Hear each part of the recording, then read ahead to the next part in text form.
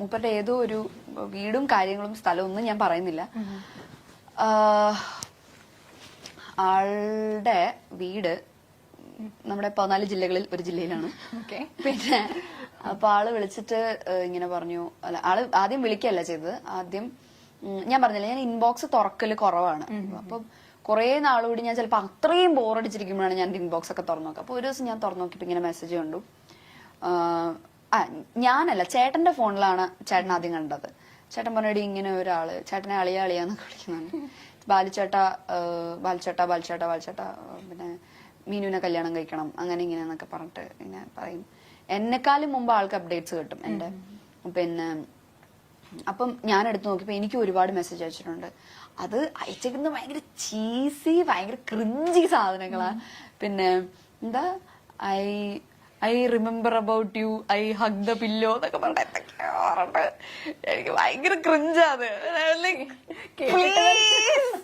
ഓ sorry baby, ഭയങ്കര വിയേർഡാണ്.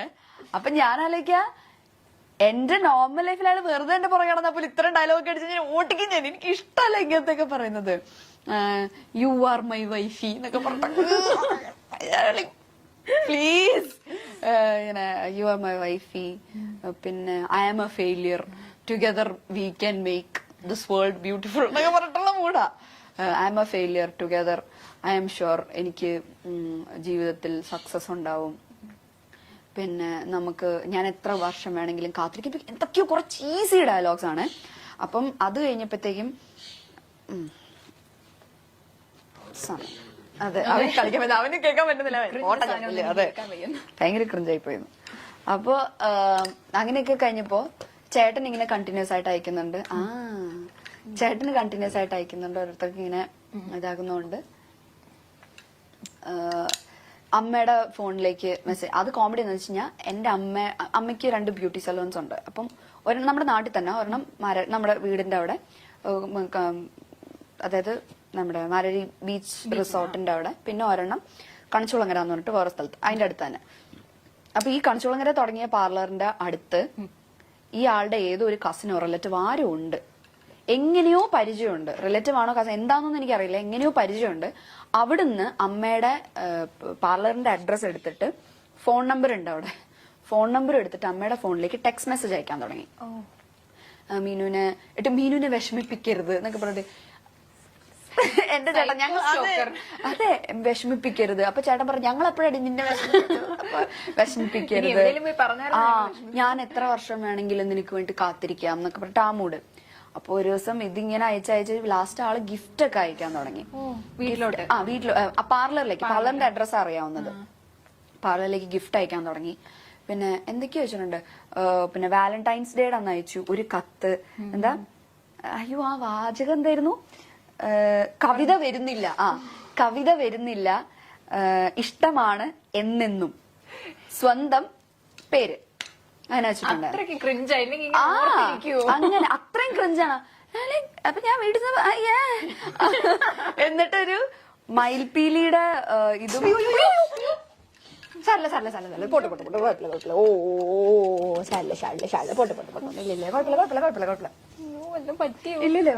അതെ ചാടിയതാ. സാരില്ല പോട്ടെ. ഇല്ലില്ല ഞാൻ ഇറക്കാൻ നോക്കിയ വഴി അതാ ചാടിയതാ. സാരില്ല പോട്ടെ. ഓ ചാടിയില്ല, ഞങ്ങൾ ചാടിയില്ല, ഞങ്ങള് കുഴപ്പമില്ല പേടിച്ചു പോയി. പക്ഷെ നല്ല സാരില്ല. ഇല്ല അതെ അവൻ എത്ര ഉണ്ടെന്ന് കുറച്ച് ചാടിയതാ. ഇല്ല കുഴപ്പമൊന്നും പറ്റില്ല. എന്താ കരഞ്ഞേനെ. ഇതൊന്നും ഞങ്ങക്ക് പുത്തിരിയല്ല. ഇല്ല കുഴപ്പമില്ല സാരില്ല. ഇവനായോണ്ട് ഇറക്കി വല്ലവരെ ഇപ്പൊ കടിച്ചു കയറി കൊന്നേനെ. എന്നിട്ട് ഇങ്ങനെ കൊറേ ഇങ്ങനെ ലെറ്റർ ഒക്കെ തന്നു. പിന്നെ മയിൽപീടിയുടെ ഒരു കീ ചെയിൻ, പിന്നെ ഒരു കമ്മല്, ഇതൊക്കെ തന്നു. ഞാനതൊക്കെ അവിടെ അടുത്ത് വെച്ചിട്ടുണ്ട്.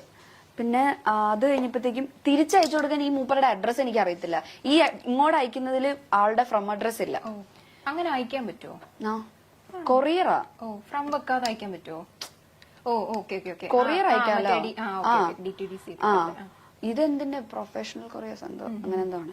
അപ്പൊ അമ്മ എന്നോട് ആദ്യത്തെ ഗിഫ്റ്റ് അയക്കുന്ന സമയത്ത് എന്റെ അടുത്ത് ഇങ്ങനെ പറഞ്ഞിട്ടുണ്ടായിരുന്നു, പ്രൊഫഷണൽ കൊറിയേഴ്സ് എന്നത്. എനിക്ക് പ്രൊഫഷണൽ കൊറിയേഴ്സ് വഴിയൊന്നും വരില്ല. പ്രൊഫഷണൽ കൊറിയേഴ്സ് DTDC എന്തോ ആണ്, വരില്ല.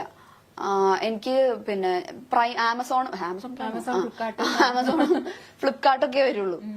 അപ്പൊ അത് പ്രൊഫഷണൽ വഴി വരേണ്ട കാര്യമില്ലല്ലോ. അപ്പൊ അമ്മ ചെന്നപ്പോ പറഞ്ഞു മോളെ ഇത് ഇങ്ങനെയാന്നാണ്. പിന്നെ എനിക്ക് എന്തൊക്കെയോ അയക്കുന്നുണ്ട്. ഫെസ്റ്റിവലിന് സ്പെഷ്യൽ ഓഫർ ഒക്കെ ഉണ്ടാവും. അതെ അങ്ങനെയൊക്കെ ഉണ്ടാവും. ദീപാവലിക്ക് അല്ലല്ലോ, ദീപാവലിക്കാണോ? ദീപാവലിക്ക് സ്വീറ്റ്സ് അയച്ചിട്ടുണ്ടായിരുന്നു. ഡയറി മിൽക്കിന്റെ എന്തൊക്കെയോ കുറേ സ്വീറ്റ്സ് ഒരു പാക്കറ്റിലാക്കി അയച്ചിട്ടുണ്ടായിരുന്നു. അത് ആമസോൺ വഴി എന്തോ ആയിരുന്നു. അങ്ങനെ എന്തൊക്കെയൊക്കെയോ വഴി ആൾക്ക് അമ്മയുടെ പാർലറിലേക്കാണ് അയക്കുന്നത് സാധനം. അയച്ച് ലാസ്റ്റ് ലെറ്റർ വരുന്നു. ഇങ്ങനെ എന്നുവെച്ചാൽ എന്നെ അറിയാവുന്നവർക്കൊക്കെ മെസ്സേജ് അയക്കാൻ തുടങ്ങി. അപ്പൊ സംഭവം കുറച്ച് എക്സ്ട്രീം ആയി. ലാസ്റ്റ് ഈ കുട്ടിയുടെ അമ്മ എന്റെ അമ്മേനെ വിളിച്ചു.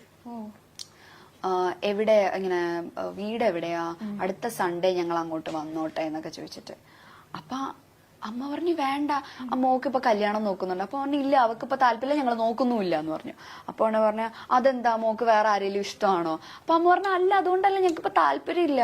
അപ്പം ഉണ്ണവര് പറഞ്ഞു അല്ല, മോൻ ഇങ്ങനെ പുറത്ത് പോവാൻ വേണ്ടിയിട്ട് നിൽക്കുകയാണ്. അപ്പം ഇത് പുറകെ നടന്നിട്ട് അവൻ ആ കാര്യങ്ങളൊന്നും കോൺസെൻട്രേറ്റ് ചെയ്യുന്നില്ല. അപ്പൊ അതുകൊണ്ട് ഇനി ഇത് കയ്യിൽ നിന്ന് പോകുന്നു ഞങ്ങൾക്ക് പേടി. കാരണം എനിക്കൊന്ന് കുറെ നാൾ നോക്കിയിട്ടാണെന്ന്. അപ്പം അതുകൊണ്ട് ഇതിലൊരു ശ്രദ്ധ കൊടുക്കത്തില്ലെന്ന് വെച്ചാൽ ഞങ്ങൾ വിചാരിച്ചു പോകുന്നതിന് മുമ്പ് എൻഗേജ്മെന്റ് നടത്തി വെക്കാന്ന് വിചാരിച്ചു. അത് അവരെങ്ങ് തീരുമാനിച്ചാൽ മതി. ഞാൻ ചോദിച്ചു, ഞാൻ അമ്മയൊന്നും പറഞ്ഞില്ല. അമ്മ പറയും എന്ത് പറയാനാ ഇവരോടൊക്കെ? അമ്മ പറഞ്ഞു ഇല്ല, താല്പര്യം ഇല്ല എന്ന് പറഞ്ഞിട്ട് കട്ട് ചെയ്തു. ഇല്ലെങ്കിൽ അടുത്ത സൺഡേ വരാന്ന് വിചാരിച്ചിട്ടാണ്. അപ്പൊ അമ്മ പറഞ്ഞു ഇല്ല, താല്പര്യം ഇല്ല എന്നിട്ട് കട്ട് ചെയ്തു.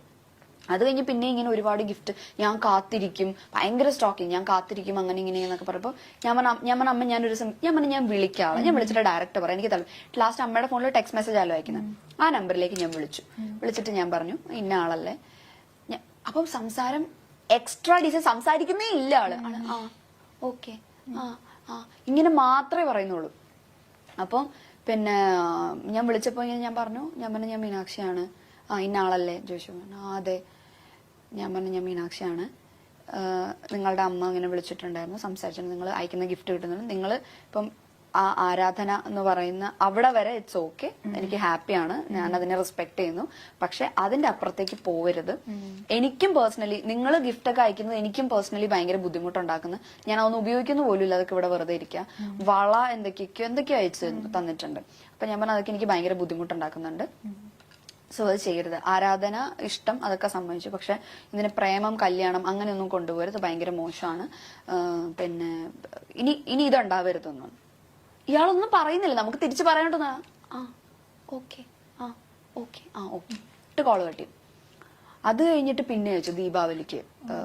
അത് ഇതിന് മുമ്പ് അയച്ചാൽ ദീപാവലിക്ക് സ്വീറ്റ്സ് അങ്ങനെ ദീപാവലിക്ക് എന്തൊക്കെയാ ഇങ്ങനെ അയച്ചു. അപ്പൊ അച്ഛൻ എന്നിട്ട് ഒരു ദിവസം ഞങ്ങളുടെ അമ്പലത്തിൽ ഉത്സവം നടന്ന സമയത്ത് ആള് അമ്പലം വരെ എത്തി. കാരണം ഞാൻ എപ്പോഴും ചാനലിൽ കൂടെ പറയല്ലോ മാരരിക്കുളത്താണ് വീട്. അപ്പൊ മാരരിക്കുളത്ത് അമ്പലത്തിന്റെ അവിടെ നിന്നിട്ട് അമ്മേനെ വിളിച്ചു. അമ്മ വിളിച്ചിട്ട് ചോദിച്ചു ആന്റി എവിടെയാ, എനിക്കൊന്ന് കാണാൻ പറ്റുമോ എന്ന് ചോദിച്ചിട്ട്. അമ്മ പറഞ്ഞു എനിക്കൊന്ന് എന്താ പ്രശ്നം, എനിക്കൊരു കാര്യം പറയാം. അപ്പൊ അമ്മ ഫോണിൽ കൂടെ പറയാനുള്ളത് പറഞ്ഞാൽ മതി, നേരിട്ട് കണ്ട. ആന്റിയുടെ പാർലർ എവിടാ, ഞാൻ അങ്ങോട്ട് വരാം. അപ്പൊ എന്റെ വീട് അമ്പലത്തിന്റെ അടുത്ത് തന്നെ. അപ്പൊ ഞാൻ ഓർത്തിന് ചോദിച്ചു പറഞ്ഞെങ്ങാനും അങ്ങോട്ട് വരും. എനിക്ക് പേടിയായി. ആ പ്രദേശത്ത് ഇപ്പൊ അച്ഛനാണെങ്കിലും അല്ല എന്നെ മാത്രല്ല, അച്ഛൻ ബാങ്ക് ഉദ്യോഗസ്ഥനായിരുന്നു. അപ്പൊ അച്ഛന് ഇപ്പം മറ്റേ ഈ ലോണിന്റെ കാര്യത്തിലാണെങ്കിൽ അച്ഛൻ എല്ലാവരോടും സംസാരിക്കും, ഭയങ്കര സോഷ്യൽ അച്ഛൻ. അച്ഛൻ എപ്പോഴും അമ്പലത്തിൽ പോകുന്ന ആളാണ്. അപ്പൊ അവിടെ അങ്ങനെ ആരോടെങ്കിലും ചോദിച്ചാൽ നമ്മുടെ വീട് പറയും. അപ്പൊ എനിക്ക് ഭയങ്കര ടെൻഷനായി, വീട്ടിലേക്കെങ്ങാനും കയറി വരുമോ. അപ്പൊ അമ്മ പറഞ്ഞു പിന്നെ ഇല്ല, നേരിട്ട് കാണും, ഞാൻ ആന്റിയുടെ പാർലറിലേക്ക് വരാം. അമ്മ പറഞ്ഞു ഇല്ല, പാർലറിലേക്കൊന്നും വരണ്ട, അല്ലാതെ പറയാനുള്ളത് പറഞ്ഞാൽ മതി എന്ന് പറഞ്ഞു. എന്നിട്ട് ഇവര് പറഞ്ഞില്ല എനിക്ക് നേരിട്ട് പറയണം. പറഞ്ഞു ഇല്ല, തിരിച്ചു പോകണം, ഞങ്ങൾക്ക് സംസാരിക്കാൻ താല്പര്യമില്ല എന്നൊക്കെ പറഞ്ഞിട്ട് തിരിച്ചുപോയി. അന്നത്തെ വീട്ടിന്റെ ഫ്രണ്ടിൽ തൊഴിലുറപ്പ് ചേച്ചിമാരൊക്കെ ഉണ്ടായിരുന്നു. അച്ഛൻ ചെന്ന അവരുടെ അടുത്ത് പറഞ്ഞു ആര് വന്നാലും മീനും ഇല്ലെന്ന് പറഞ്ഞ ബോഡി ഗാർഡ്സിനെ നിർത്തുന്ന പോലെ തൊഴിലുറപ്പിന്റെ ചേച്ചിമാരൊക്കെ അച്ഛൻ ചെന്നിട്ട് ചേച്ചിമാരോട് പറഞ്ഞു ആര് ചോദിച്ചാലും മീനും ഇവിടെ ഇല്ലെന്ന് പറഞ്ഞാൽ മതി. ഇത് അച്ഛൻ പേടിയായി. ലാസ്റ്റിന് വീട്ടിലേക്ക് അങ്ങനെ ചോദിച്ചു പിടിച്ച് വരുമോ എന്ന് ആലോചിച്ചിട്ടേ അങ്ങനെ വന്നില്ല. പക്ഷെ പിന്നെ അത് ഇല്ല, പിന്നെ ഉണ്ടായിട്ടില്ല. ഞാൻ പറഞ്ഞു വിളിച്ച്. അപ്പം എനിക്കൊന്ന് ഇത് കഴിഞ്ഞ് ഒരു തവണ കൂടെ മൂപ്പരുടെ അമ്മ വിളിക്കും, അമ്മയെ വിളിച്ച് സംസാരിക്കും, അങ്ങനെ എന്തോ ഉണ്ടായി. പിന്നെ ഉണ്ടായിട്ടില്ല. കാരണം അത് കുറച്ച് എക്സ്ട്രീം ആയി. കല്യാണം ആലോചിക്കുന്നു, പിന്നെ കല്യാണം കഴിക്കണം എന്ന് പറയുന്നു, പിന്നെ ചേട്ടനെ വിളിക്കുന്നു, 50 വർഷവും കാത്തിരുന്നോട്ടെ, ഞാൻ എന്ത് ചെയ്യാനല്ല. അതെ, ആരും പറഞ്ഞിട്ടില്ല, കാത്തിരുന്നു എന്ന് പറയാനല്ലാണ്ട് എന്ത് ചെയ്യാനല്ലേ. അതെ ഭയങ്കര അല്ലാത്ത ശാപം അത്. ഇവിടെ ഒരു കണ്ണാടി ഉണ്ട്, അത് കണ്ടിട്ടാ അത് പറഞ്ഞ് അങ്ങോട്ട് തിരിഞ്ഞു കണ്ടപ്പോ തന്നെ ശവം കിട്ടി. Oh no.